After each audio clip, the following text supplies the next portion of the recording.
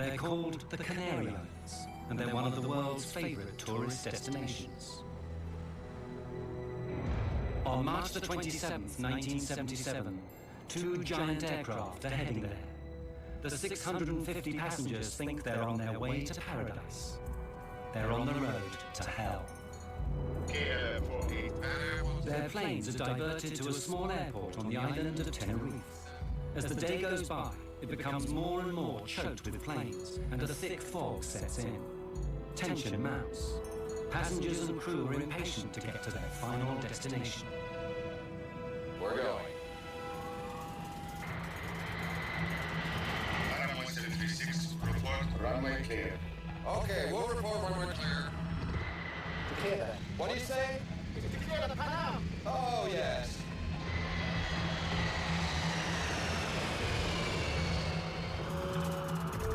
There he is. God damn, that son of a bitch is coming straight at us!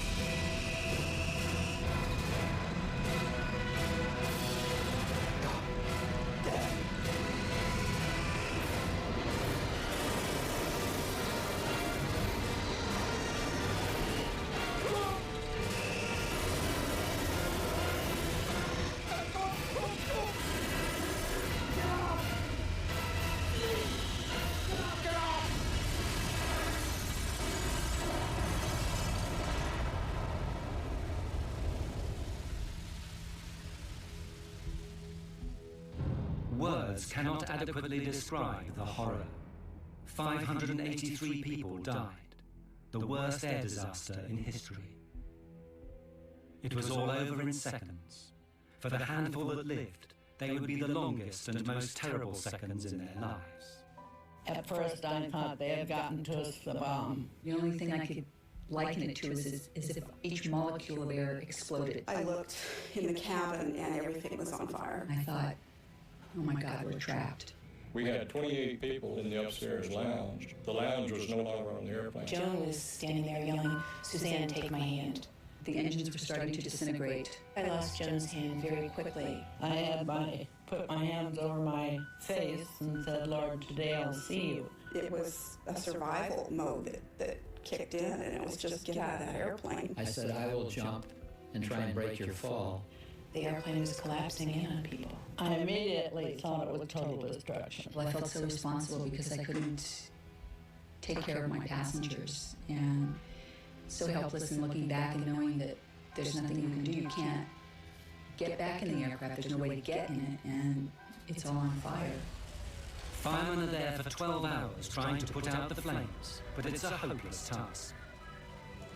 As the news spreads around the world, everyone wants to know, how could two state-of-the-art aircraft possibly be on the same runway at the same time? All those people dead. What had gone wrong? Who was to blame? Only later would they discover the chain of coincidences, mistakes, and misunderstandings that had led to the biggest disaster in the history of aviation.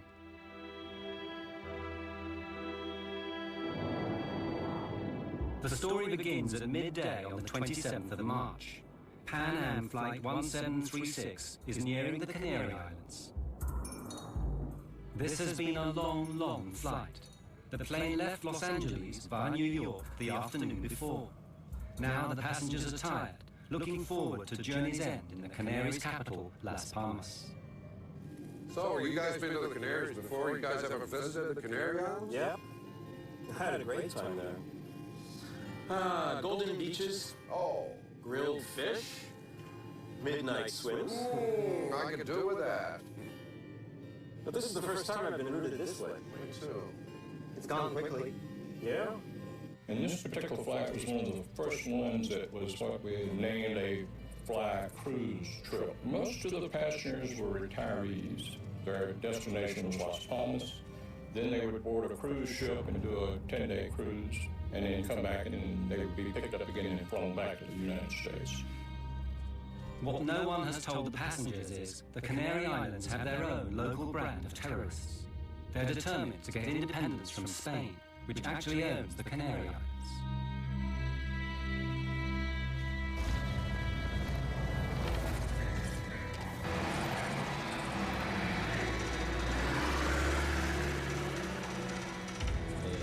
What everyone has to understand is that the Canary Islands are at war. As long as the islands are a colony, they will be at war with Spain. If the Spanish government doesn't agree to our three conditions, we launch full armed combat and will fight to the very end. La lutte jusqu'à la fin.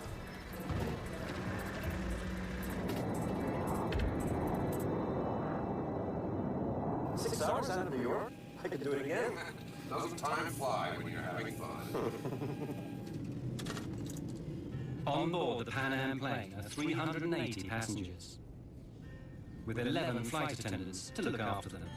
I was on the flight with my best friend Suzanne Donovan, and we used to bid flights together. And we could do that because we enjoyed each other's company so much. Hey, Susie, save some of that energy for Irene. Oh, oui. We're just going to go to Las Palmas and drop off the passengers and ferry the aircraft, which means flying without any passengers, up to Paris and then stay in Paris.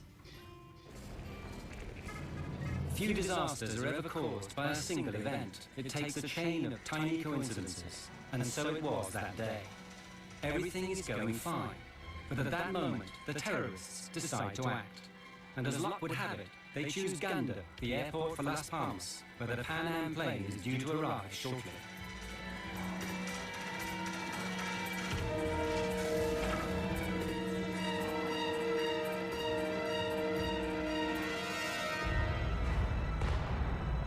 Just ahead of the Pan Am is another jumbo jet from the Dutch airline KLM. It too is heading for Gander Airport with 234 Dutch holidaymakers. The captain of the Dutch plane is Jacob van Zanten. He's KLM's star pilot. It's his face that appears in adverts all over the world. Van Zanten is so senior, he hardly flies anymore. When he's not in a photo studio, he's in a simulator, training young pilots, like the man in the next seat, Klaas Meurs. He personally given Meurs his license, something which Meurs is not likely to forget. You're just now looking at the arrival information for Gander? Yeah, I'll program in the alternates as well. We can do the briefing anytime. For future reference, I don't like to leave it this late in the flight, okay? I was just rechecking the procedures. No time to worry about here. Good. Thank you. The Dutch passengers are looking forward to journey's end too, but not all of them are going on holiday. 3 are young tour guides who actually live in the Canaries. They've been back to Holland for a seminar and are now returning to their work. It's true, back in Holland. Yeah. But I'm glad to be getting back to San Antonio. I mean, how many people can say they have banana trees in their back garden? Yeah, well, a week was just good enough for me.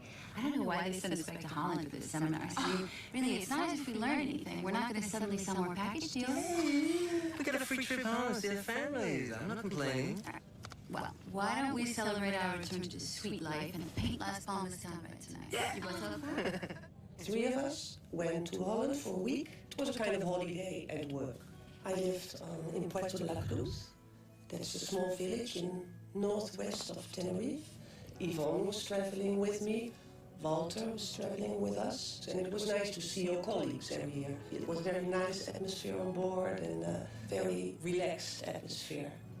There are many families on the plane taking an Easter vacation break. Among them, 53 children. There are 2 bombs in the terminal. You have 10 minutes to save as many lives as you wish. We'll talk again. And so it begins, the first step on the road to disaster.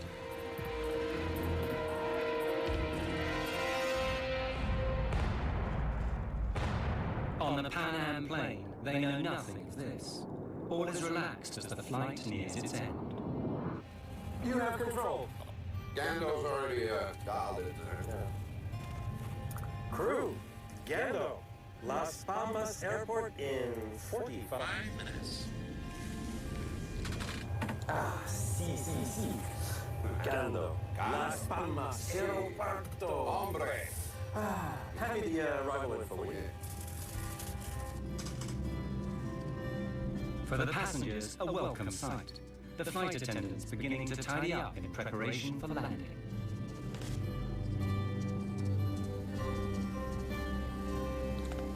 Here are your roses. They still look nice and fresh. Oh, lovely. Yes, a friend of mine gave them to me in the airport. I wish somebody would give me roses like that. Here, take one. I insist. I had worked very hard, and I was ready for a break. I had great anticipation for what we would see and hear and experience. For nearly everyone on board, this is the start of something special, the holiday they've always promised themselves. My husband and I were taking this trip to celebrate our 10th wedding anniversary. It was the first really big trip we've been able to take because we've been in school forever and didn't have the resources to take a trip like this before.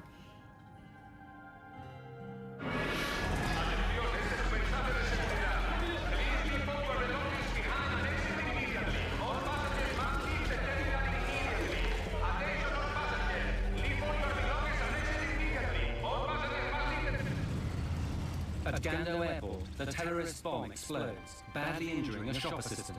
Luckily, she's the only victim so far. Approach. Security here. We've had an explosion in the terminal and we've been told to expect another. We've got to close the airport now. You need to divert all inbound traffic. Of course, right away. Gando, KLM 4805 is with you now. Flight level 350, inbound, request approach. KLM 4805 Gando, the airport is closed. Divert to Los Oleos Airport via Tenerife VOR. Descent flight level 250. Well, how do you like that? I'm in serious danger of missing my dinner. 250 for you now. 50.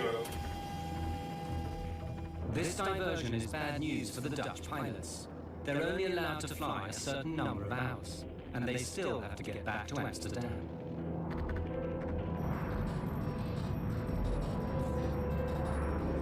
Gando, Pan Am 1736, good afternoon. We're on flight level 370, 120 miles west, inbound, approach. Pan Am 1736 Gando, the airport is closed. Divert to Los Oleos Airport via Tenerife VOR. Descent flight level 250. We filled her up at New York. Ask them if we can wait. What would you say, George? 2 hours up here? 2 hours easy. Gando, 1736 requests a hold over Las Palmas. We have enough fuel to wait about 2 hours. Negative, sir. I say again, the airport is closed. We had an explosion in the terminal. There's already a long line of aircraft in front of you. Expect calls at Los Oleos. Contact Canary's approach now on 118.5. Oh, that's just great. I think they just had so much traffic to deal with, they didn't have time to even consider giving an airplane clearance to hold or whatever. So that's what I assumed, that they had made up their mind, that they were just diverting everyone to Tenerife. So now, both jumbo jets, along with many other aircraft, find themselves heading for Los Rodeos Airport on the island of Tenerife, half an hour away. It turns out to be a regional airport, more used to dealing with light aircraft than Boeing 747s. It has only one runway, and about as much parking space as the average supermarket. But it's the only airport within striking distance.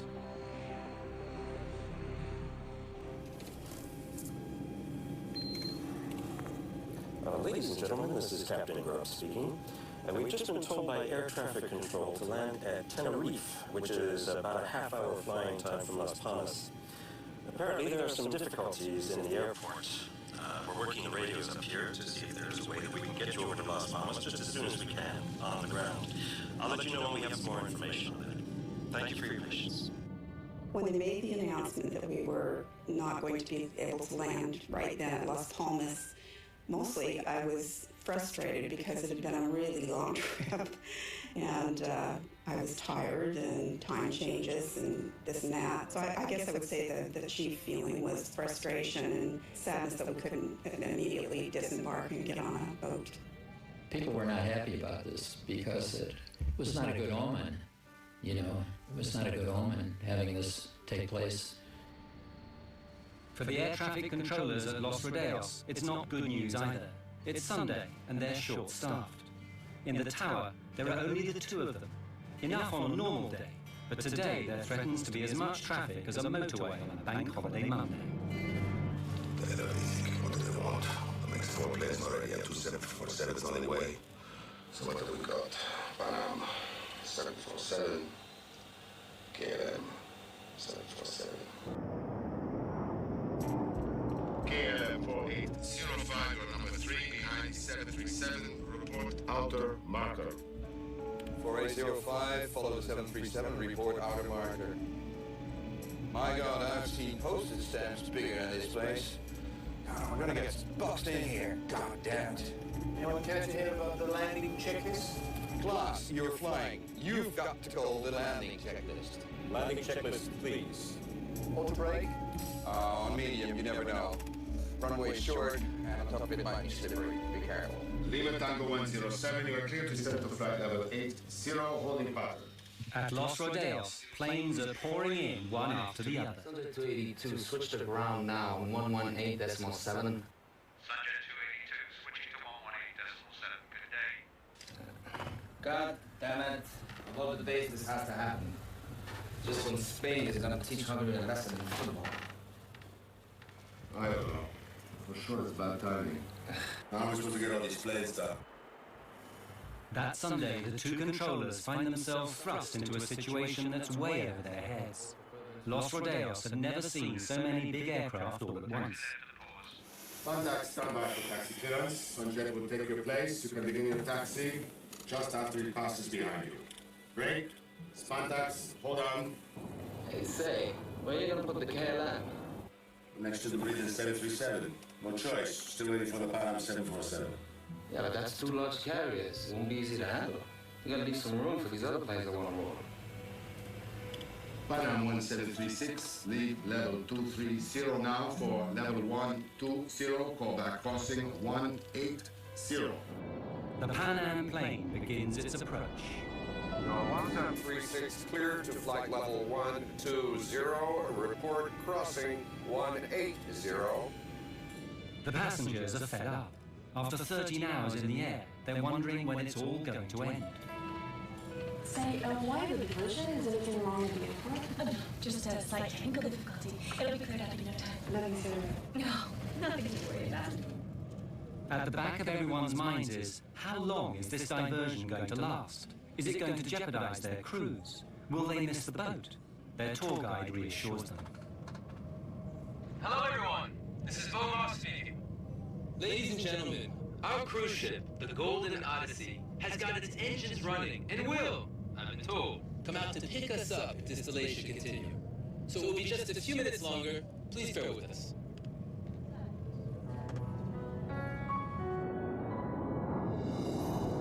Auto brakes, select your medium. We did the landing checklist. Auto brakes, medium. KLM 4805, clear to land runway 30. Roger, 4805, clear to land 30.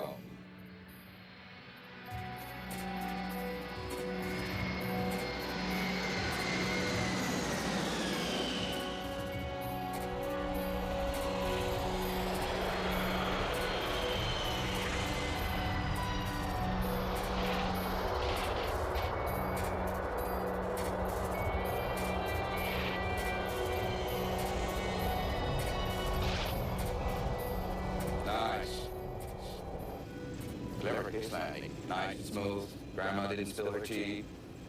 Next time, just get plane stopped. Don't eat up all the runway. You never know. Okay? I think he wants us to park parallel to the 737. All right. If you got room on my side, you can turn. Stop. Brake here. Stop. Right, that'll do. Good. Los Rodeos grounds, KLM 4805. 4805 ground? Yes, any idea how long we're going to be here? Negative 4805. We're waiting for the word from Gondo. Well, then we need to get our passengers in the terminal so they can be more comfortable. How many passengers do you have on board? 273 passengers. I'd rather not have them in here moaning and complaining. Roger, we're sending a passenger bus. Thank you. But this might take a few minutes. Or it could be hours. You want to tell them to stay in there? The controllers are now stuck in the middle of a traffic jam, the likes of which have never been seen before at this airport. The tarmac is getting bumper to bumper. Miguel, take a look at this. Make it fast, man. We already got 2 aircraft blocking Charlie 1 and Charlie 2. The only option is to start landing them up down here. Not everyone's gonna make that turn up to Charlie 3. I already thought about that. We could squeeze the Panam 747 through here. How do you get them out if we ever do get them out? We'll have to backtrack them. Taxi down here, turn around, take off. He's gone, you do the next one. We'll be here all night, you know that, right? We're gonna go out there and pay us another runway. Maybe I do. Rodale's approach, Pan Am 1736. There is some method in their madness. Sooner or later, they'll have to get all these aircraft out again. Since all the taxiways are blocked with aircraft, what they propose to do is to use the main runway as a taxiway instead. The planes will take it in turns to taxi down to the far end, turn round, and take off. Ladies and gentlemen, We apologize for this delay. While the flight The Dutch plane waits on the ramp. Its passengers should be spending this afternoon on the beach. Instead, they learn they're going to spend it hanging around the departure lounge of a small airport. No. We're going to visit another airport first, as Rodale's. Then we'll be going to the sun. Get nice shoes. Go. Let's get your shoes on. It is weird. Robina, Walter and Yvonne actually live and work on this island. So when they eventually get to Las Palmas, they'll have to get another plane to bring them straight back again. Well, maybe we could get off here. Yeah, what about our bags? You're so materialistic. Because you want to see Paul doesn't mean the rest of us. Robina wants to see her boyfriend Paul in Tenerife tonight, not spend it in Las Palmas. I miss him so much after this weekend in Holland. I could skip Las Palmas, to be honest with you. We're moving. Let's go.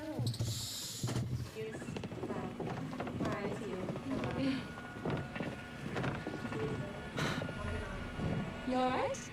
Yeah. You don't like it? It's not right.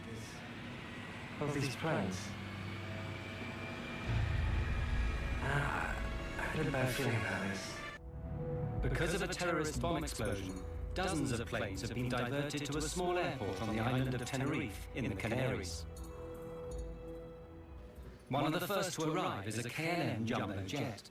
Its passengers are taken to the terminal. But what with those arriving, those departing, and those, like the Dutch, who are in transit, the little terminal is becoming overwhelmed.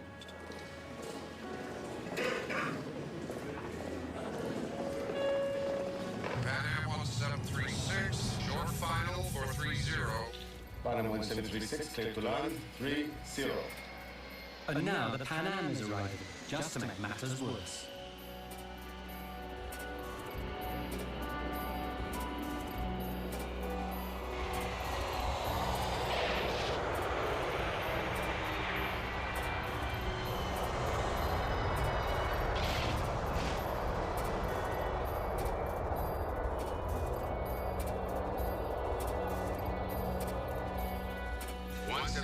At the end of the runway, you have in front of me for taxi instructions. Have you got him inside? Affirmative, sir. 1736, you will be just behind 3 other planes. Have you got them inside? Looks a bit tight in there. 1736, be careful of your jet blast. When you turn, there's a plane just next to you. The ground situation was a traffic jam, because when we landed there, the ramp was so crowded with other airplanes, and we were directed to taxi down to the end of the ramp area and park behind 3 other airplanes. And basically that's all we saw, and we didn't know when the airport at Las Palmas was going to open, so we really didn't leave the airplane area, let's say. By this time, the terminal is so full, there's no room for the Pan Am passengers. They'll have to stay on board their aircraft. After 14 hours stuck inside it, they're not happy. Ladies and gentlemen, I've authorized a door to be opened and the stair ramp set in place so that anyone who wants can walk down and stretch their legs. Unfortunately, due to the number of other airliners here now, we cannot get near the terminal. Now, I know we've all had a long day already, so I hope that we can get you out of here in about an hour or so. Thank you very much. They actually allowed us to get off the plane and just to walk downstairs and stand on the tarmac, stretch our legs. I think everybody was getting weary of traveling and ready to start their vacation.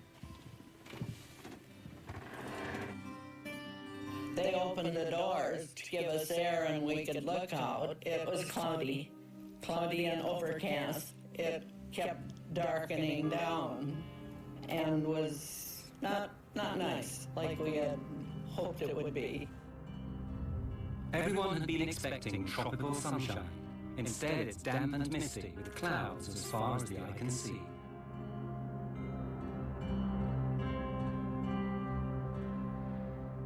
I'm worried we're going to get caught by this fog. All we need now is for them to close down that runway. Yeah, we need them to get a move on, or else we'll be spending the night here and then hello duty time limits. Any idea of how much money we've got before we need to get other crew down to take over?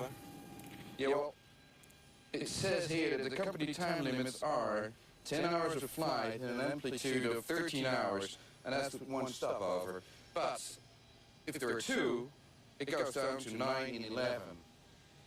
But we're allowed to ask for derogation. Jesus Christ, who writes this stuff here? I'm going to back time from when we have to be back at the ship hole to stay legal, right? What happens if we go over the civil and company time limits? Well, you get hung out to dry. You lose your license, your career, everything.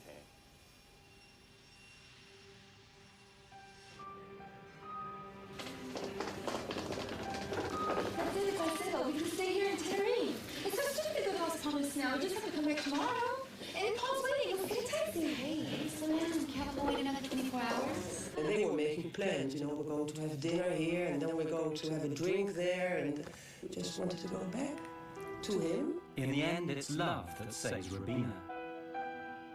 I met Rubina in December 1976. I fell in love, and we've never been separated. Not again afterwards. Why don't I pick up the bags and see you guys and stay again? Stay. You know, don't try to actually know how to do the magic. Yeah. You'd just be a drag anyway, thinking about pool the whole time. Really? Right. Excuse me. Is everything all right? Yes, we're all right. I am a bit peckish, so maybe we could get something to eat. I'm sorry, there is nothing left on board. Maybe just a cup of coffee and a biscuit? Not even that. I'm sorry. I really am.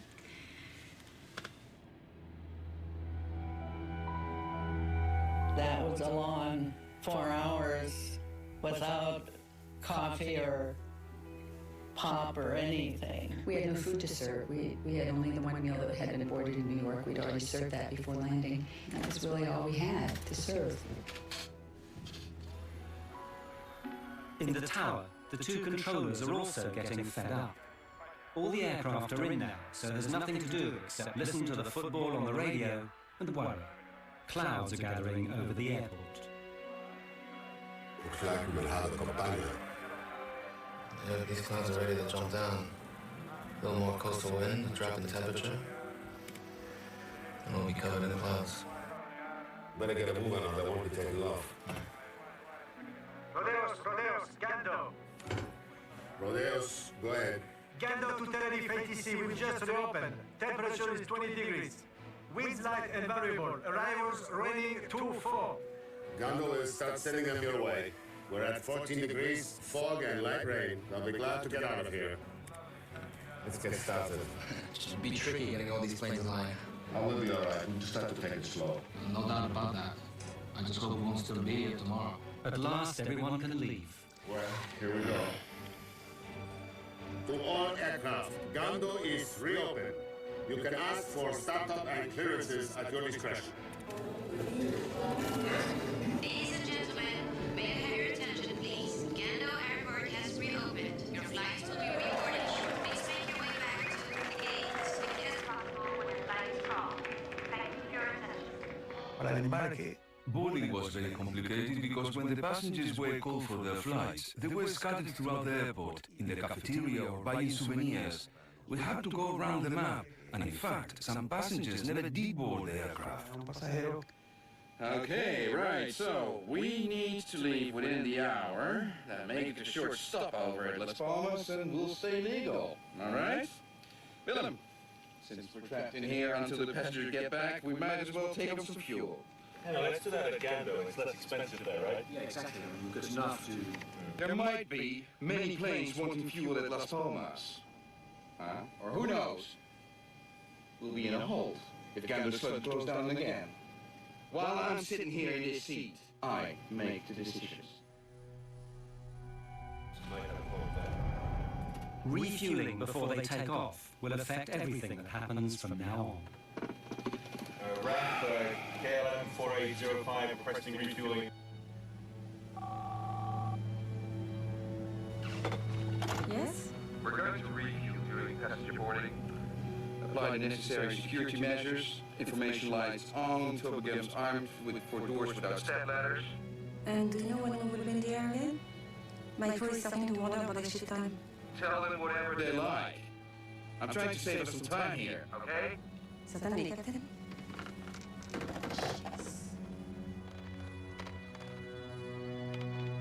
In order to keep the weight down at takeoff, the normal practice is to take on just the amount of fuel you need, plus a margin for safety. But the Dutch captain takes on 55 tons, enough to get him not just to Las Palmas, but all the way back to Amsterdam. That decision will have unexpected consequences for everyone. KLM 4805, passengers continuing to Las Palmas, and Inside the terminal, all the passengers are called to rejoin their flights, but 2 Dutch children are missing. They've slipped outside to explore. You go this way, I'll go check the boat. Let's meet at the gate in 5 minutes. All right. Meanwhile, Rabina is trying to get off the KLM flight. although I do understand your wish to stay. Yes, this is where I'm coming tomorrow, so there's no point in doing all the way to Las Palmas. Yes, I guess this is just against company rules, and as much I would like to help you, I'm afraid you must stay at this place. I guess you can't change the rules just for me, but there's no harm in trying, right? Have a nice day. KLM might not be willing to bend their rules, but Rabina decides to bend them anyway. Problem? Kind of. But I'm staying anyway. We'll just have to arrest me. I'll pick up the bag. Thanks. I'll walk to the door with you guys so that my friend here thinks I'm taking the plane. Let's go. Come on.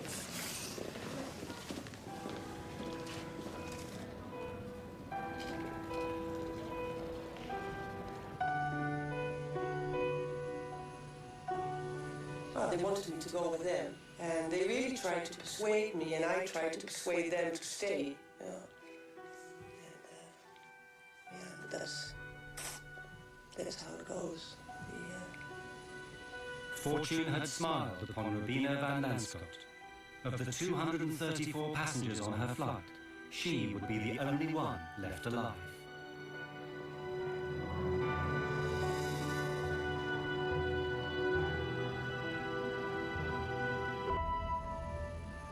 The temperature is 14 and falling. The dew point is 12, moving the sun. Visibility is going to be black as a rock. Weather. Hi guys, it's Fernando. What's the current visibility? Got it. Keep us posted if it changes, okay? In the meantime, we're going to let them go. The controllers need to move quickly before the weather closes them down. But some planes can't move. Rodeo's ground. Pan Am 1736 request clearance. Las Palmas latest weather. And taxi instructions. 1736, there's a delay for you. The KLM in front of you is refueling. Oh, come on, let's try to get around it. There's going to be a revolt back there if we don't get moving soon. Ground, we'll try to sneak past him here. The Pan Am captain does his best. He starts his engines and tries to squeeze past. But a 747 is nearly 200 feet long. It's not built for squeezing. Not enough room. George, why don't we get a breath of fresh air and take a look? The engineer and I went out underneath the right wing and basically stepped off the distance between our wingtip and the KLM 747's wingtip, and we were 12 feet short of being able to taxi easily around the airplane. For the sake of 12 feet, hundreds of lives are going to be lost.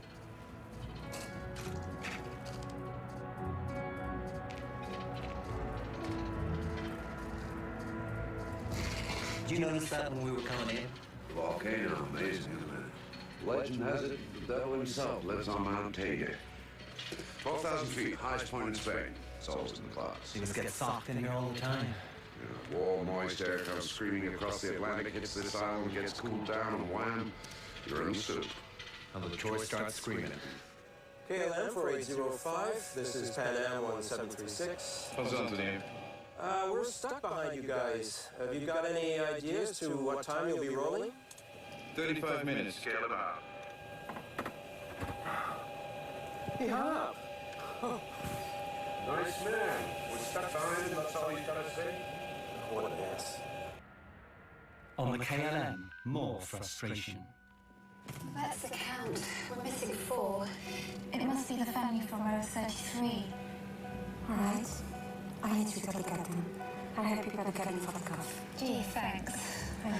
Roberto, you have to find him. Please, hurry up. Please. Captain, Yes. What is it now? we're missing 4 passengers. We have the 273 passengers back there who will be spending the night in here if we don't get moving. Now, unless you want to be locked in there with them, I suggest you get over to the terminal and drag them in here, now! On the Pan Am plane, the passengers have had enough. Most of them left home some 18 or 20 hours previously. They've been up all night, stuck in an airplane seat. They're tired, jet-lagged, and they understand less and less why all these other planes seem to be taking off, but not them.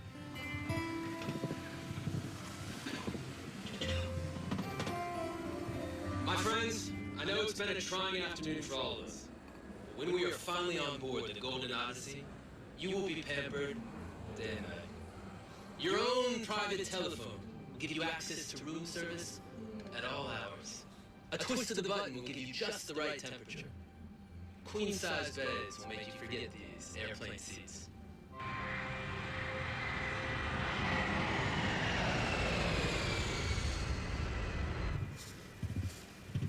Miss, I can see the other planes are taking off. What's the holdup? I mean, we were here longer than those other planes. We'll be leaving in just a moment.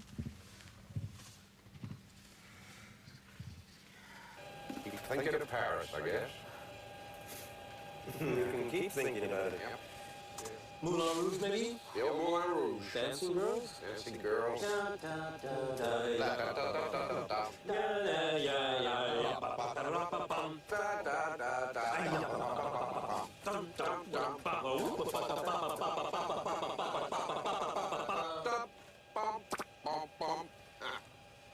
get there.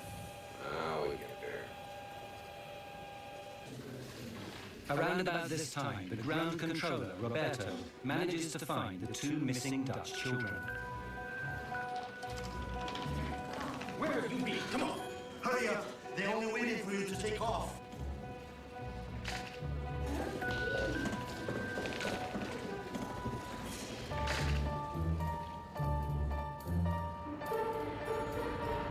He takes them back to their plane, and as it happens, to their deaths.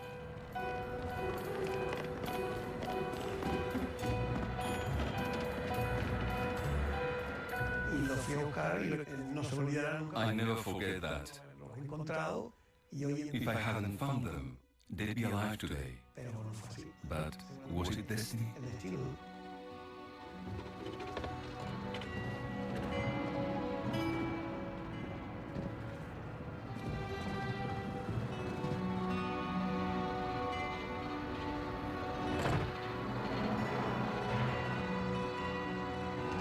Station connected to start.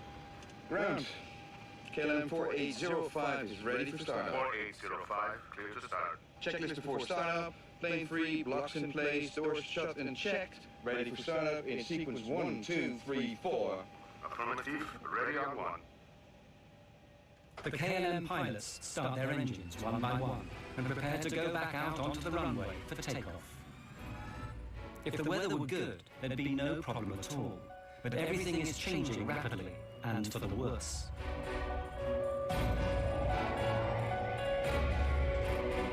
Taxi company is here. Visibility is right down. We've fallen from 10 to 3 kilometers in the past half hour.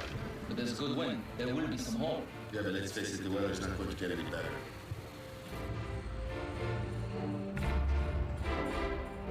Approach 4805, requires backtrack on runway 12 for takeoff on 30. Taxi straight ahead to end of runway and make a backtrack. Roger, make a backtrack. 4805 is now on the runway.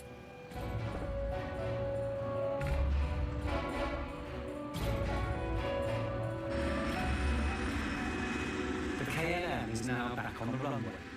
The Pan Am prepares to follow them a few hundred meters behind, through the fog, which is getting thicker by the minute. 1736, ready to start. Pan Am 1736, you are clear to start. Thank you.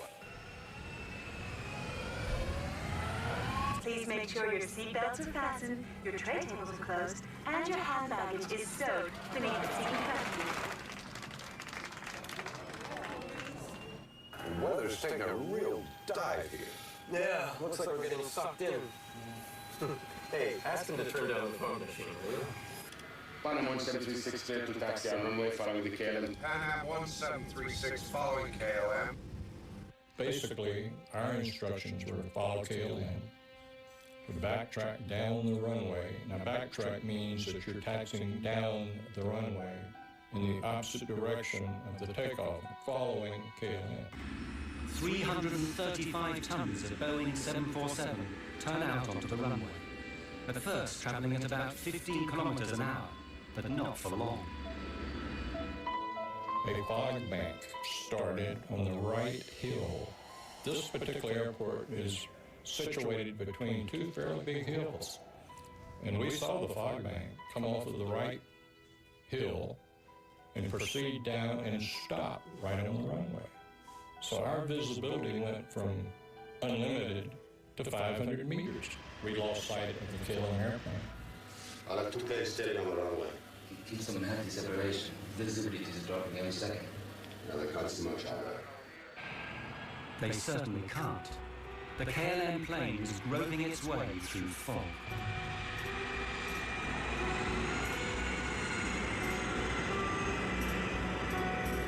Can barely see the pavement. We're down to 50 knots ground speed. Taxi checklist. This is a nightmare. We'll never make the limits at this rate. And I really don't want to be spending the night at Las Palmas. I'll give headquarters a call. Taxi checklist. Please. EPR, ADI, safety compass. Compared and checked. Okay, we're massing 200 tons with 55 tons of fuel. The parameters are checked and verified by myself. Rolling checklist complete. The two aircraft are following each other on the same runway, but no one can see a thing. Everyone is nervous, especially the American pilots. They know that before long, the KLM will turn round and come back down the runway at full speed, taking off. They have to get off the runway, but where? Pan Am 1736. Pan Am 1736 approach. We were also instructed to taxi down the runway, is that correct? Affirmative. Taxi into the runway. Lead the runway third to your left. Third to the left, okay. Third, you say? 3. Third to your left. I thought Lead the runway third to your left. Third to your left. Left turn. Look at it out there. I mean, this cloud just rolled right onto us. I don't think anybody gets the minimums now. In a 747, the pilots are more than 10 meters off the ground. It's very difficult to see out. And it's built to fly, not to drive down a highway in thick fog, trying to find an exit. Tell me what you think, George. No. We've got centerline markings only. We need 800 meters visibility if we don't have the lights. Anytime you get a low visibility, such as that, on the back of the approach plates, you have the runway information. It gives you the minimum visibility you must have to be able to take off. We turned our charts over, and it said RVR, minimum 700 meters visibility. So we assumed that with that, he'd just given us 500 meters. We couldn't take off.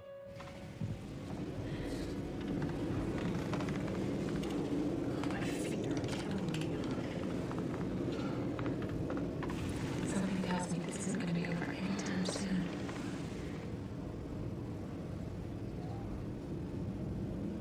KLM for 805, how many taxiways did you pass? I think we just passed Charlie 4 right now. Okay, at the end of the runway, make 180 and report. Report for ATC clearance. Okay, sir. Tell me, is centerline lighting available for 4805? I don't think so. Stand by, we'll check. The Pan Am is still travelling along the runway behind them, but very slowly now, because the pilots are confused. They thought they might have misheard the controller. Did he say the third exit, or was it the first? The first one was a 90-degree turn. Yeah, okay. This one down here is a 45. It must be the third. But this third exit seems to be an impossible turn for a 747. There must be some mistake.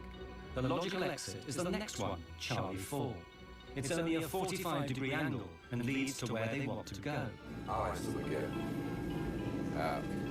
Would you confirm that you want Pan Am 1736 to turn left at the third intersection? The third one, sir. 1, 2, 3, third one. 1, 2. Good, well that's what we need, right? The third one. Uno, dos, tres. Right. 1736, report runway clear. Pan Am 1736. We couldn't see any taxiways. We couldn't see barely the center line of the runway we were taxiing on, but we knew that the 45-degree angle to the left was the taxiway we were supposed to take. 1 kilometre ahead and out of sight in the fog, the KLM is nearing the end of the runway. 4805 and Pan Am 1736, for your information, the center line lighting is out of service. 4805, we copied that. Why am I not surprised? Wouldn't make any much difference anyway. You need a bunch of searchlights to punch a hole through this mess.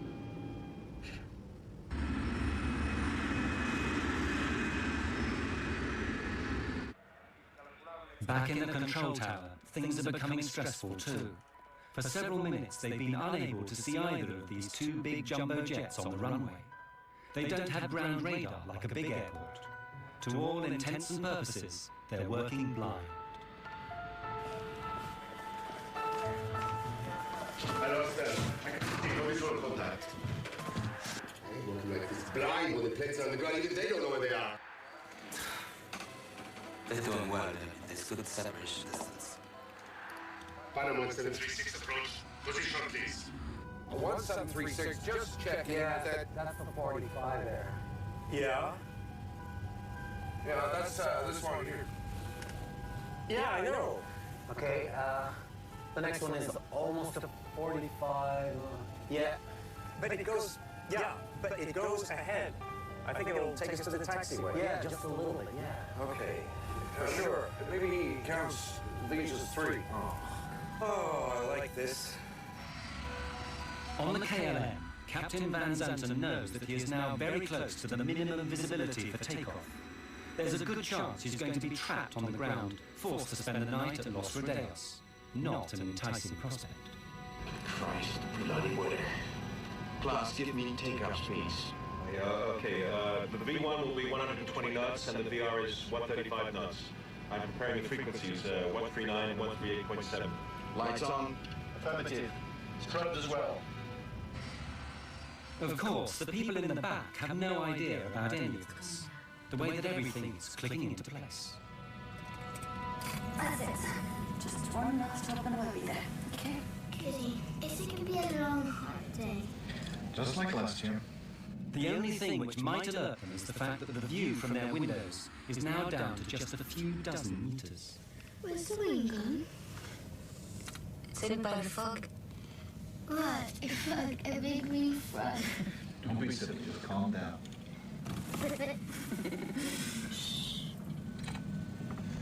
Chewing gum to pop your ears. Yeah, sure. Thanks. I wonder if Ravina will have a good time tonight. Oh, are you worrying about her? She always manages to have a good time. That's true. At the end of the runway, the plane begins its 180-degree turn. How many have taken off now? Feels like we've been texting for hours. I can't see anything. Do you think they can see any better out the front? Maybe. Yeah? There's a lot of fog out there. It's just after 5 p.m. The two aircraft are now face to face, a kilometer apart, unable to see each other in the fog. Okay, well, the numbers now. Can't be far from the threshold. You can just about see the white center line. I've left the body gear on to turn around. And then 8 greens for the undercarriage. Wipers on. Lights are on. I said wipers on. Alright, there you go. Okay, we have 700 meters visibility here now. Wait a minute. We don't have ATC clearance. I know that. Go ahead, ask. KLM 4805 is now ready for takeoff. We're waiting for ATC clearance. KLM 4805, you're clear to the Papa Beacon. ATC clearance is the route the aircraft intends to take once it's left Los Rodeos, but it's not permission to take off. That has to be obtained separately. Las Palmas VOR. Roger, sir. We're cleared to the Papa Beacon, flight level 90. Right turn out 040 until intercepting the 325. We're going. No! Stand by for takeoff, I will call you. We're still taxiing down the runway. Pan Am 1736. Pan Am 1736, report runway clear. Okay, we'll report runway clear. Thank you, 1736. He asked us, were we off the runway? And I responded back, negative. We are still on the runway, but we will report clear of the runway. That was the last thing I said over the radio. Let's get the hell out of here. Yeah, he's anxious, isn't he? Yeah, and now he's in a rush.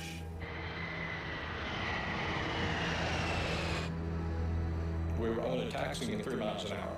Nothing in my mind would have even given me the thought that he was taking off.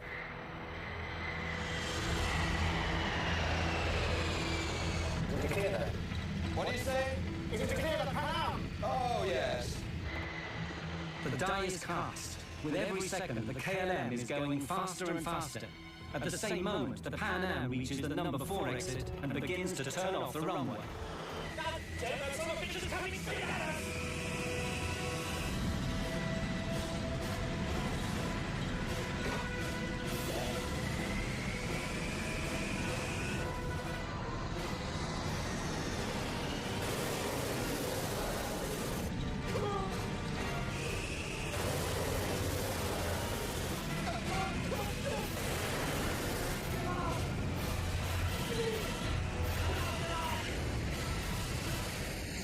When he hit us, I didn't think he'd done us that much damage because the airplane very quickly shuddered.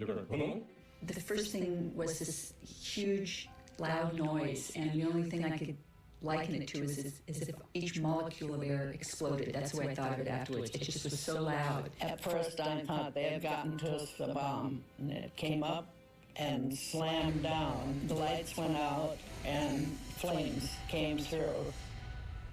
I had put my hands over my face and said, Lord, today I'll see you. The minute I opened my eyes, I looked in the cabin and everything was on fire. All the windows were going in the cockpit. I looked out to the right wing was on fire. I looked back to the left. We had 28 people in the upstairs lounge. The lounge was no longer on the airplane. It was just a big hole there. And I could see all the way to the tail of the airplane, just like someone had taken a big knife and cut the top off.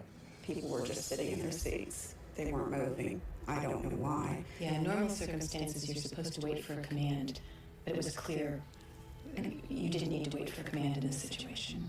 There was fire, and I shouted to Suzanne, fire on the wing. She ran back to my exit and saw Suzanne standing there getting ready to open the door and just saw the door crumple like cheap tinfoil. And I thought, oh my God, we're trapped. I was staring at the door and I yelled, unfasten your seatbelts, remove your shoes, leave everything, come this way. And as I stared at the door, a jagged hole seemed to open up in the roof over the door. And the next thing I knew, I was outside that. I don't know how I got out there. Joan was standing there yelling, Suzanne, take my hand. And I was standing above the level of the door on fuselage rubble pieces. And I leaned down and said to Suzanne, give me your hand. She grabbed me out with one hand. I mean, I don't know how she lifted me. And then we were standing up on top of almost on top of this airplane. And I thought, it's really a long ways down. If we jump, we're going to break our legs. We were on debris. It was like ice floes, big chunks of fuselage kind of moving all around. The engines were starting to disintegrate already. We could hear them disintegrating and throwing metal. I lost Joan's hand very quickly, so I jumped. And it seemed like the leap from a second-story building. The captain, he elected to jump down in the first-class section of the airplane. And when he hit the first-class floor, the floor collapsed and he fell down into the cargo area. It was so hot that the oxygen balls exploded and burned him very badly, as a matter of fact. It was a survival mode that kicked in, and it was just get out of that airplane. I didn't stop to think about how it happened. I went to where the door would have been, and I left my wife seated. And then it came to me, what am I doing? Where's my wife? So I turned around, and she was coming, and I said, I will jump and try and break your fall. My husband was sitting to my right, and I undid his seatbelt and kind of pushed him out of his seat to get him moving. And we headed for the door that was closest to us. And it was engulfed in flames, and there was no way to exit that way. I looked over, and at some point, someone had opened the other door, which was amazing to me. And I just yelled over here and headed toward the door on the other side, which was, again, the wing door. In the haste to get out of the burning plane, Karen became separated from her husband. He died in the flames.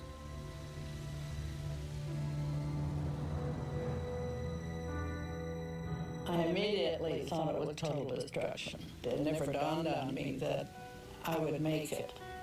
But I thought, hey, do something. Don't just sit there, do something. I just went over the seat backs, and I'm not that athletic really, but I went over 3 rows of seats. One man was sitting there looking like I need help, but I couldn't help him. When KLM hit us, all communication stopped. The tower called, couldn't get any response from either the KLM or ourselves. There was an airplane in the holding pattern right above Tenerife.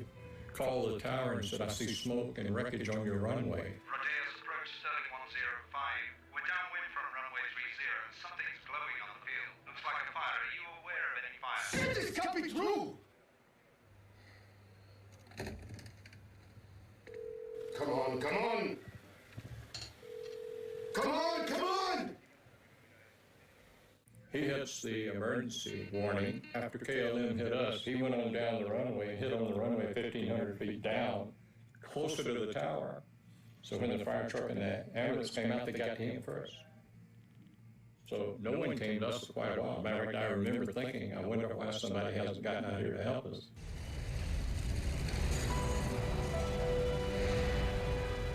It's complete bedlam. In the fog, the fire trucks don't know where to go. When they eventually find the Dutch plane, it's hopeless. Everyone's dead. And the whole time, they don't realize there's a second plane a short distance away, hidden in the mist, with people waiting to be saved. It's another 20 minutes before the Pan Am plane is discovered.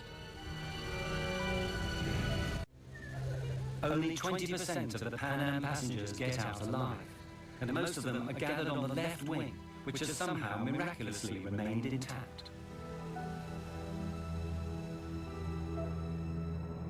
The entire left wing of the airplane was covered with passengers. And it turned out there were probably 45 to 50 passengers out on that wing. I've never asked anybody how high the wing is from the ground on a 747, but it looks to be a very long ways. And I cut open my head and fractured my foot. My wife jumped after me, and she said I cannot walk. And I dragged her on her side for probably a block and a half away from the plane. The motors were going full tilt, and I didn't want to get over where the motors were, so I sat down by the body of the plane.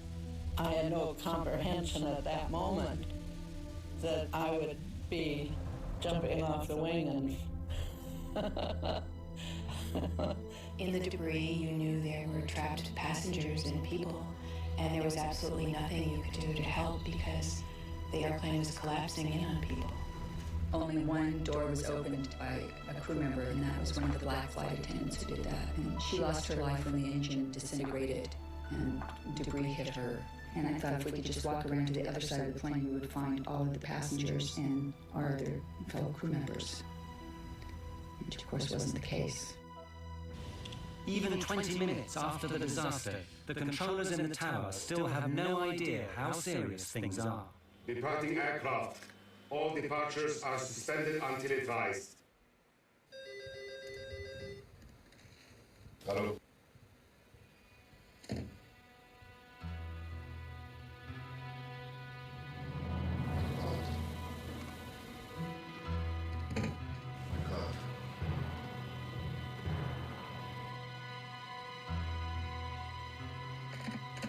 There's a local fire out here. Notify the ambulance. We have an emergency. We need every vehicle they've got. We're done. This can't be our fault, Anya. I told him to clear the taxiway.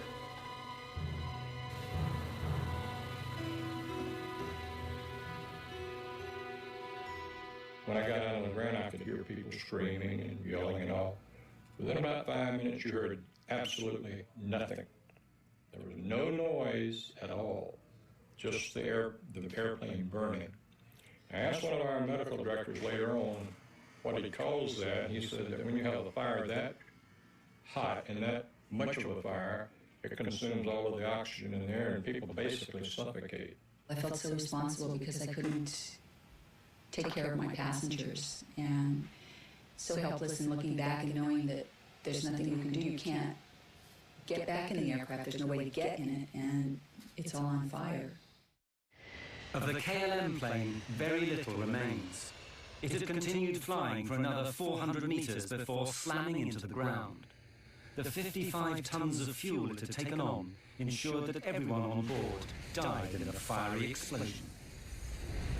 It was personal vehicles, cars and trucks that seemed to come onto the grass and gather up people. About 75% of our surviving passengers got to the hospital in taxicabs.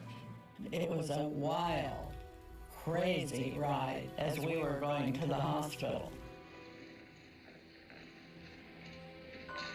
The skin was hanging on both hands because I had received burns, but it hadn't affected my eyes. I had blood all over me and walked up to somebody and said, "I'm a doctor, can I help?" And the guy that I said it to had the oddest look on his face, just this very wan smile, and he just shook his head, and then I immediately went into a coma. Word soon gets out, and in the hours that follow, the international press begin to arrive, and the first news is flashed around the world. The rescue workers are still going through the wreckage of the two jetliners this morning in the Canary Islands. They're looking for the bodies of victims in this worst accident in aviation history. Two jumbo jetliners, 747s, collided on the ground at the airport at Santa Cruz de Tenerife yesterday morning. One was a Pan Am charter from Los Angeles that picked up more people in New York before flying to the Canaries. The other was a KLM charter from Amsterdam in the Netherlands. They set up a morgue in one of the hangars, and it was huge, and they had all of the nearly 600 bodies in that particular hangar. or temporary morgue. The death toll rises to 583 people, nearly twice as big as any previous accident.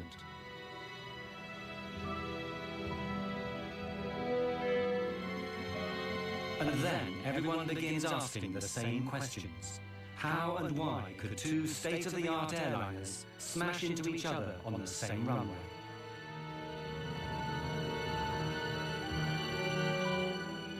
Very soon, a whole army of investigators begins arriving from the three countries involved, Spain, Holland, and the United States. Under the rules that govern this sort of thing, they all have a right to be there, but that doesn't mean they're going to get along. In Spain, the military still runs everything, including aviation. When the American team from the National Transportation Safety Board arrives, the Spanish general in charge won't even let them into the room. I sneaked in, and I went to the general and told him, the general, my name is Luis Carmona, I represent the U.S. government, the NTSB, and I am here to participate in the investigation. He answered back to me, I represent the king, and you get out. So as I was walking out, he looked at me again and he said, hey, you don't look American. And I told him, well, yes, I am an American, but I was born in Cuba. And he said, well, so did I. I was also born in Cuba. So he turned around and he asked me questions and asked me to bring my team in, and we started doing the accident investigation there. The investigators discover the chain of coincidences that had led remorselessly to the deaths of 583 people. If any one of them had not occurred, neither would the accident. The first had nothing to do with airplanes, a terrorist bombing perpetrated by a small group fighting for their independence. Their intent was to create publicity for their cause. In that, they certainly succeeded. There are 2 bombs in the terminal. You have 10 minutes to save as many lives as you wish.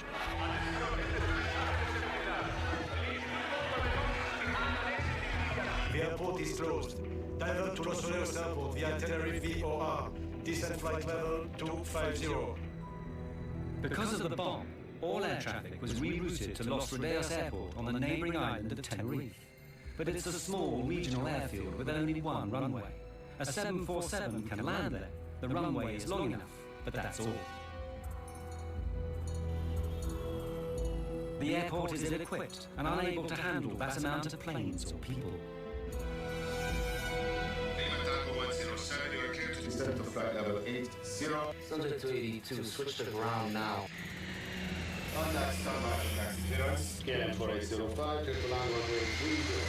Panam 1736. Panam 1736, your final. As luck would have it, this tidal wave of traffic happens on a Sunday afternoon, when there are just 2 controllers on duty. They're good, but not used to handling as many airplanes as on that day. Big airplanes that need lots of room to park. They are confronted with an enormous jigsaw puzzle. We'll be here all night, you know that, right? We'll go out there and give us another runway. Meanwhile, in the KLM cockpit, the stress is mounting. Any idea of how much longer we've got before we need to get other crew down to take over? Yeah, well, KLM had recently introduced new company rules which handed out severe penalties for pilots who exceeded their flying hours. What happens if we go over the civil and company time limits? Well, you get hung out to dry. You lose your license, your career, everything. The KLM plane has to get away before 5:30 that afternoon or abandon the flight. Hundreds of passengers would then have to be found hotels on this small island. A new crew would have to be flown in from Amsterdam. The expense would be enormous. Willem, since we're trapped in here until the passengers get back, we might as well take up some fuel. But that seemingly simple decision seals the fate of everyone aboard the KLM. Refueling not only delays him for half an hour and the Pan Am stuck behind him, it makes the KLM plane so heavy it'll be unable to lift off and clear the Pan Am plane on the runway. The half-hour delay has another effect. During that time, the weather changes abruptly. Los Rodeos is an unusual airport. It's on a plateau high in the hills. Los Rodeos Airport is at 2,000 feet elevation, and the normal clouds in the area, they stay about 2,000 feet. So when the wind blows the clouds over the airport, it closes the airport. The visibility goes to zero. And it goes on and off all the time. Unfortunately, for an airport that's constantly lost in fog, Los Rodeos is ill-equipped to deal with it. It has no ground radar, so that controllers can see where the planes are. In fact, the facilities are downright primitive. He was not, they had a person sitting in a building next to the runway, and he just took a visual measurement of the weather, and that's how the weather was checked. And that's about all. In the fog that day, both aircraft are invisible to the controllers. I lost that. I can see no visual contact. There are no runway center lights working either. Visibility is on the borderline of what is safe.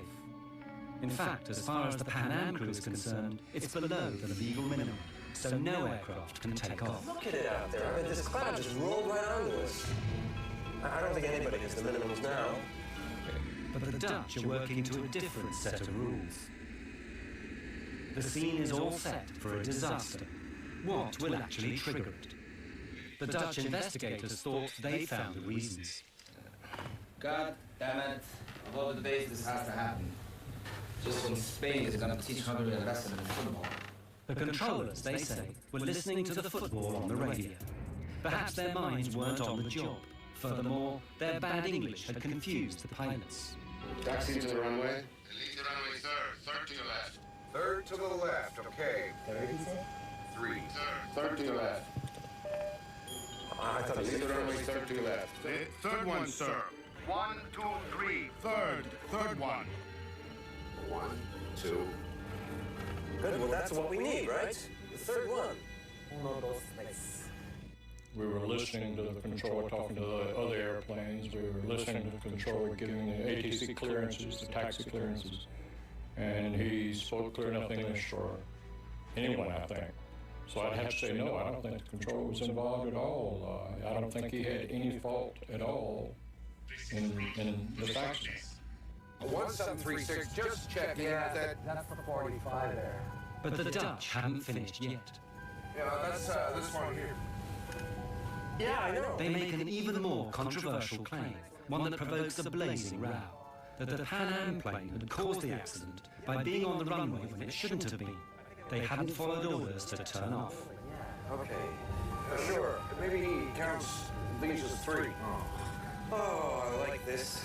They were going to taxiway 4. He was instructed to go on 3, but he had to go 4 because taxiway number 4 was the one that had 45 degrees. And it was easy for the 747 to access it. We said, confirm which taxiway you want to take. He says, the third on your left, 1, 2, 3, the third on your left. And here again, I still believe this. I think he had seen us go by the first one, and when he says count 3 more taxiways, the third, 1, 2, 3, we were doing exactly what we thought he meant for us to do, and I still think that's what he meant for us to do. It was the logical taxiway to take.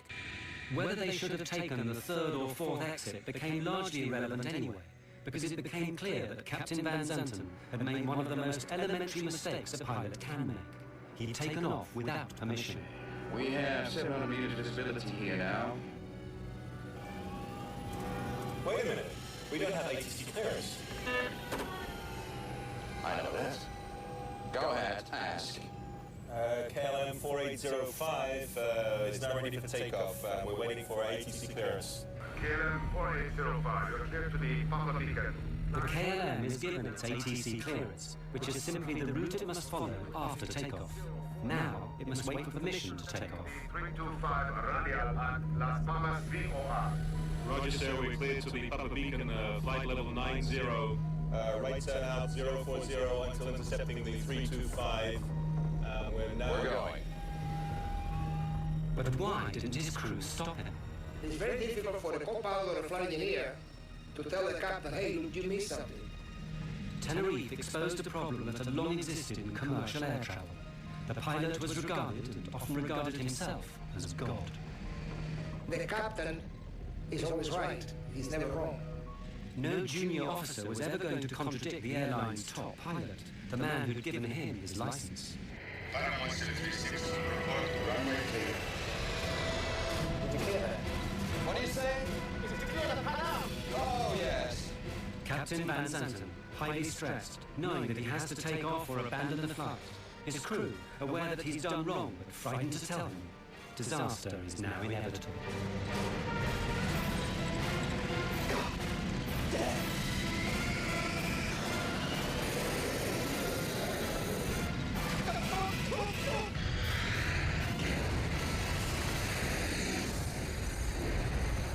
The official report is written by Spain. It blames the accident on Captain Van Zanten's decision to take off without permission.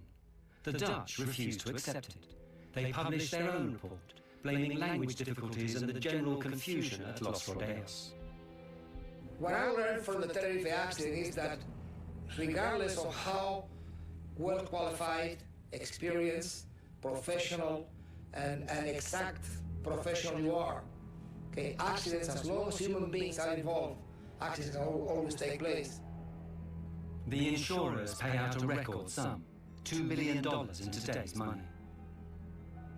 As for the survivors, the images of the 27th of March will always be with them. They've just learned to live with them, that's all. And whenever I have friends that travel, I tell them, make sure you know where your exit is, make sure you read all that stuff, know how to get out of the airplane. I mean, those are important things. I never had nightmares. I had only dreams about being helpless and being at an airport behind a big, thick window and watching an airplane take off and knowing that it was going to crash and wanting to shout out, but there was this big, thick glass window.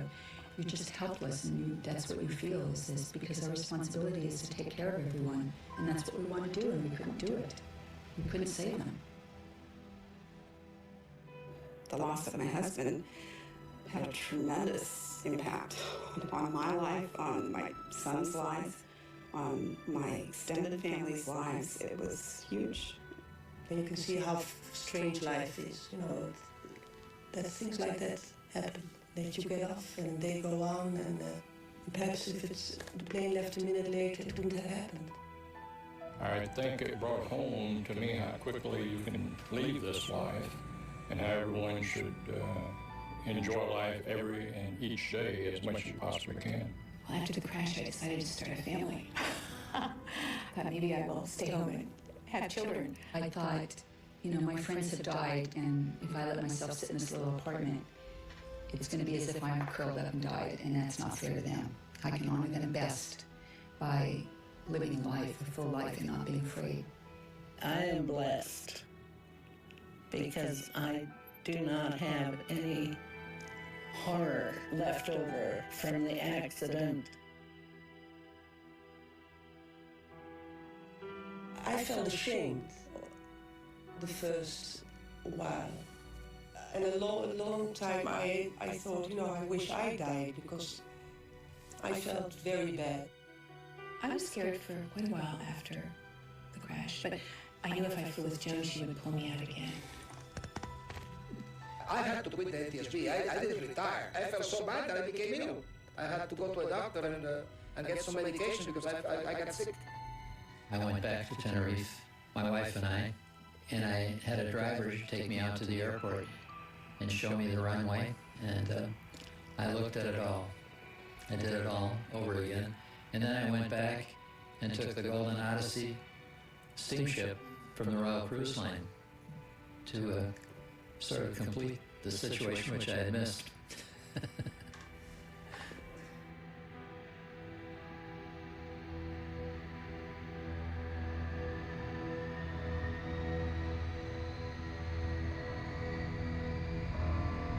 Seas. They're called the Canary Islands, and they're one of the world's favorite tourist destinations.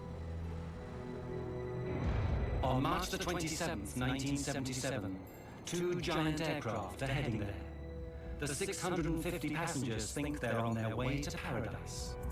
They're on the road to hell. Their planes are diverted to a small airport on the island of Tenerife. As the day goes by, it becomes more and more choked with planes, and a thick fog sets in. Tension mounts. Passengers and crew are impatient to get to their final destination. We're going. Runway 736, report runway clear. Okay, we'll report when we're clear.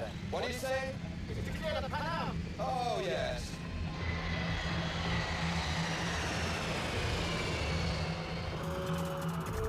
There he is. God damn, that son of a bitch is coming straight at us!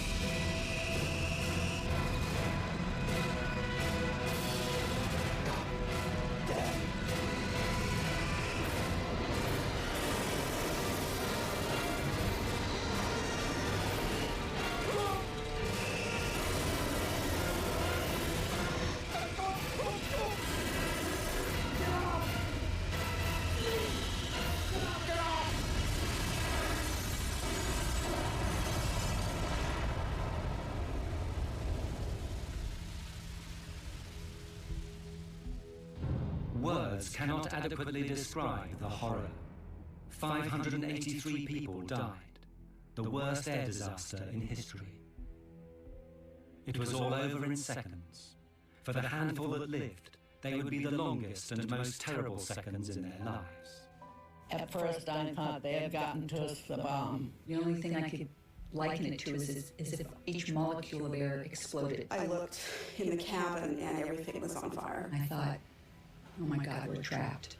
We had 28 people in the upstairs lounge. The lounge was no longer on the airplane. Joan was standing there yelling, "Suzanne, take my hand."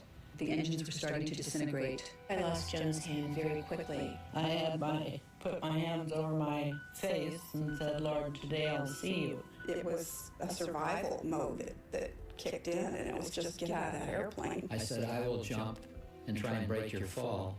The airplane was collapsing in on people. I immediately thought it was total destruction. Well, I felt so responsible because I couldn't take care of my passengers, and so helpless in looking back and knowing that there's nothing you can do. You can't get back in the aircraft. There's no way to get in it, and it's all on fire. Firemen are there for 12 hours trying to put out the flames, but it's a hopeless task. As the news spreads around the world, everyone wants to know, how could two state-of-the-art aircraft possibly be on the same runway at the same time? All those people dead. What had gone wrong? Who was to blame? Only later would they discover the chain of coincidences, mistakes, and misunderstandings that had led to the biggest disaster in the history of aviation.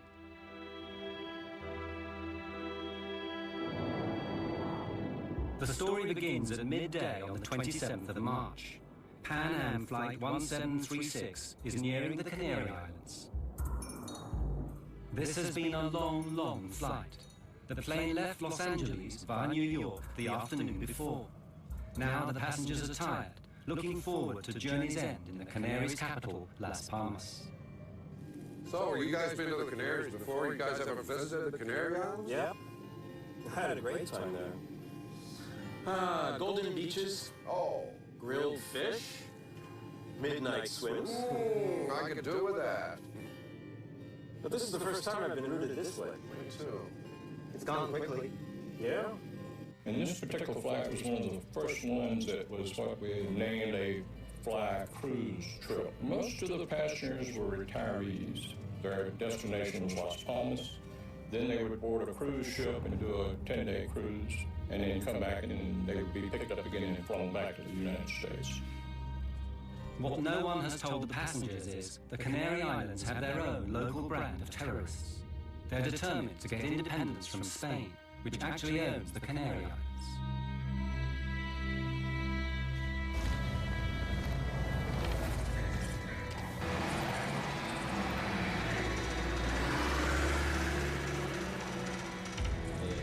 What everyone has to understand is that the Canary Islands are at war.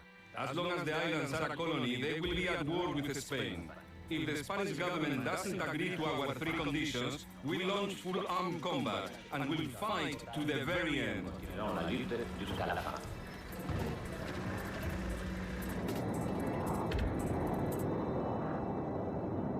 6 hours out of New York? I could do it again. Doesn't time fly when you're having fun? On board the Pan Am plane are 380 passengers, with 11 flight attendants to look after them. I was on the flight with my best friend, Suzanne Donovan, and we used to bid flights together. And you could do that. We would because we enjoyed each other's company so much. Hey, Susie, save some of that energy for Irene. Oh, oui. We're just going to go to Las Palmas and drop off the passengers and ferry the aircraft, which means flying without any passengers, up to Paris and then stay in Paris. Few disasters are ever caused by a single event. It takes a chain of tiny coincidences, and so it was that day. Everything is going fine, but at that moment, the terrorists decide to act. And as luck would have it, they choose Gander, the airport for Las Palmas, where the Pan Am plane is due to arrive shortly.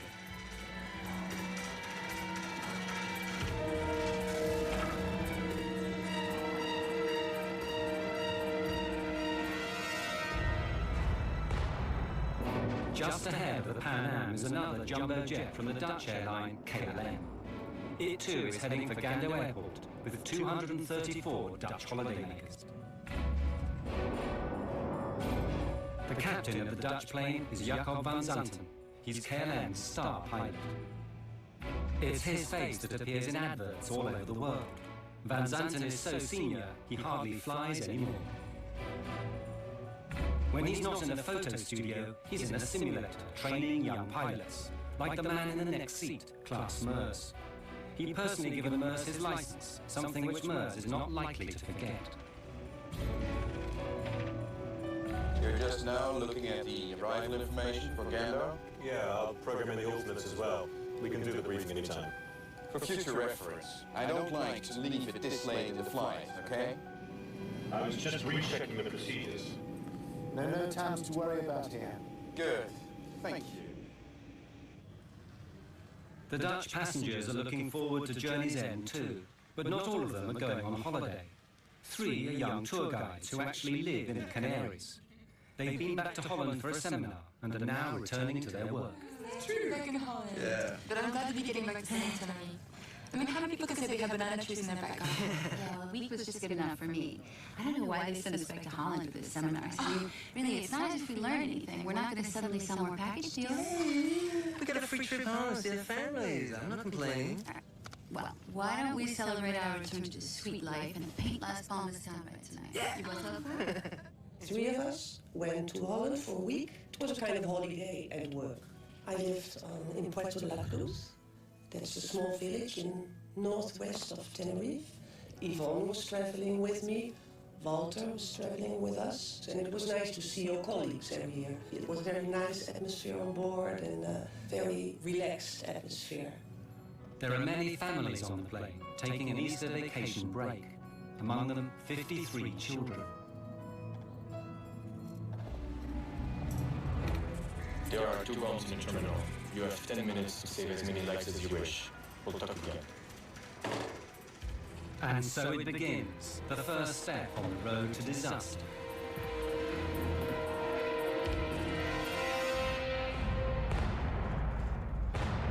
On the Pan Am plane, they know nothing of this. All is relaxed as the flight nears its end. You have control. Gando's already dialed it there. Crew, Gando, Las Palmas Airport in 45 minutes.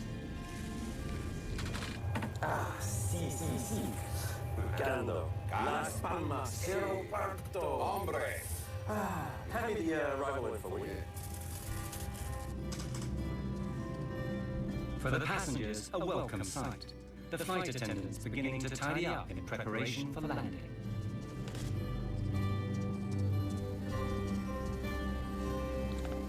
Here are your roses. They still look nice and fresh. Oh, lovely. Yes, a friend of mine gave them to me in the airport. I wish somebody would give me roses like that. Here, take one. I insist.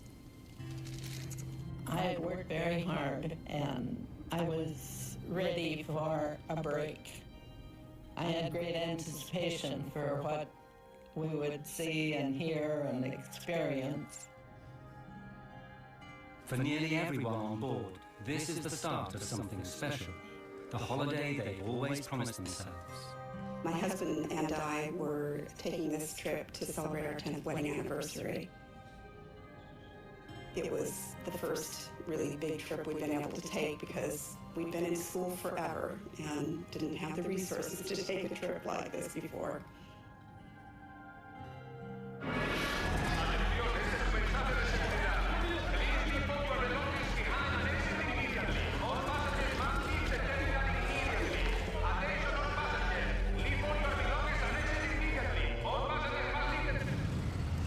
At Gando Airport, the terrorist bomb explodes, badly injuring a shop assistant. Luckily, she's the only victim so far. Approach. Security here. We've had an explosion in the terminal and we've been told to expect another. We've got to close the airport now. You need to divert all inbound traffic. Of course, right away. Gando, KLM 4805 is with you now. Flight level 350, inbound, request approach. KLM 4805 Gando, the airport is closed. Divert to Los Rodeos Airport via Tenerife VOR. Descent flight level 250. Well, how do you like that? I'm in serious danger of missing my dinner. 250 for you now. 50. This diversion is bad news for the Dutch pilots.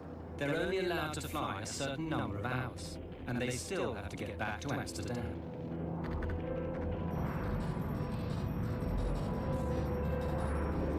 Gando, Pan Am 1736, good afternoon. We're on flight level 370, 120 miles west, inbound, approach.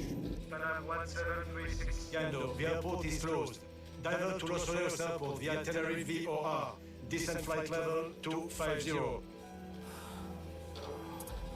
We filled her up at New York. Ask them if we can wait. What would you say, George? 2 hours up here? 2 hours easy.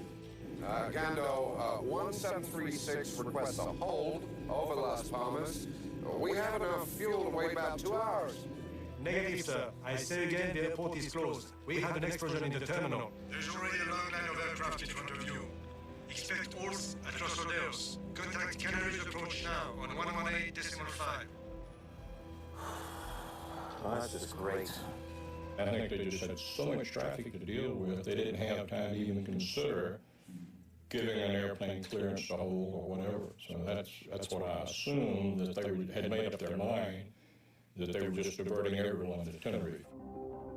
So now, both jumbo jets, along with many other aircraft, find themselves heading for Los Rodeos Airport on the island of Tenerife, half an hour away. It turns out to be a regional airport, more used to dealing with light aircraft than the Boeing 747s. It has only one runway, and about as much parking space as the average supermarket. But it's the only airport within striking distance.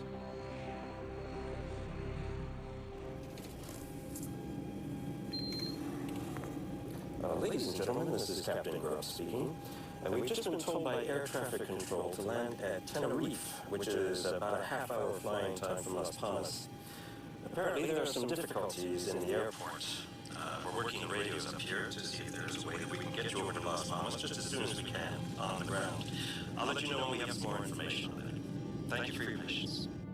When they made the announcement that we were not going to be able to land right then at Las Palmas, mostly I was frustrated because it had been a really long trip, and I was tired, and time changes and this and that. So I guess I would say the chief feeling was frustration and sadness that we couldn't immediately disembark and get on a boat.